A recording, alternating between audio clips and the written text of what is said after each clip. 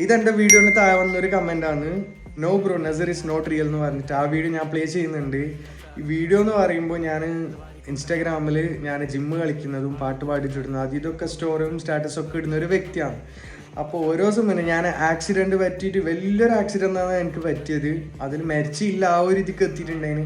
ആ സമയത്ത് എൻ്റെ ബോഡി എന്ന് പറയുന്ന ഒരു 2-3 മാസം വെന്റിലേറ്ററിലെല്ലാം ആകുമ്പോൾ ഒന്നുമില്ല.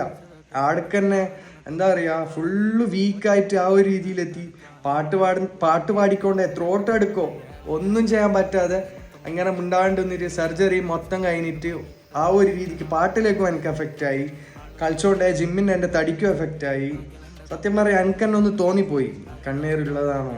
അപ്പോൾ എന്തായാലും ആ ഒരു ഫീല് കിട്ടുന്ന എപ്പാന്ന് വെച്ചാൽ ഞാൻ ആ അതിലൊരു യോജിച്ച ആളല്ലായിരുന്നു ആ ഒരു സമയം എന്ന് പറയുമ്പോൾ. അത് കിട്ടുമ്പോൾ തന്നെ ആ ഒരു ഫീൽ എന്തായാലും വരുന്നുണ്ട്. ഇപ്പം അൽഹംദുലില്ലാ ഇതുവരെ എത്തിയിട്ടുണ്ട് ഞാൻ. അപ്പം എനിക്ക് പറയാനുള്ളത്, നമ്മുടെ ജീവിതത്തിൽ നല്ല സമയവും മോശ സമയം എന്ന് പറഞ്ഞിട്ടുണ്ട് എല്ലാവരുടെ ജീവിതത്തിൽ. അപ്പോൾ മോശ സമയം എന്ന് പറയുമ്പോൾ തൊട്ടതും വെച്ചതൊക്കെ പാളിപ്പോകുന്ന ഒരു സമയം. ഇനി എങ്ങനത്തെ എത്ര പൈസ ഉണ്ടായിട്ടൊന്നും കാര്യമില്ല, എല്ലാം പാളിപ്പോകുന്ന ഒരു സമയം. പിന്നെ നല്ല സമയം എന്ന് പറഞ്ഞാൽ നമ്മൾ സമാധാനത്തിൽ ഉറങ്ങാൻ പറ്റുന്നുണ്ടെങ്കിൽ, അതുപോലെ പൈസ ഒന്നും വേണമെന്ന് എത്തില്ല, സമാധാനം ഉണ്ടെങ്കിൽ അത് ഒരു നല്ല സമയമാണ്. എൻ്റെ ഒരു അറിവിൽ എനിക്ക് തോന്നിയ ഒരു കാര്യമാണ്. നിങ്ങളെങ്ങനെയാണ്? നിങ്ങൾ ജസ്റ്റ് കമൻറ്റ് ചെയ്യുക. അതുപോലെ ഇഷ്ടപ്പെട്ട ഫോളോ ചെയ്യാൻ മറക്കണ്ട. നമുക്കിനി മുന്നോട്ട് പോകാനുള്ളതാണ്.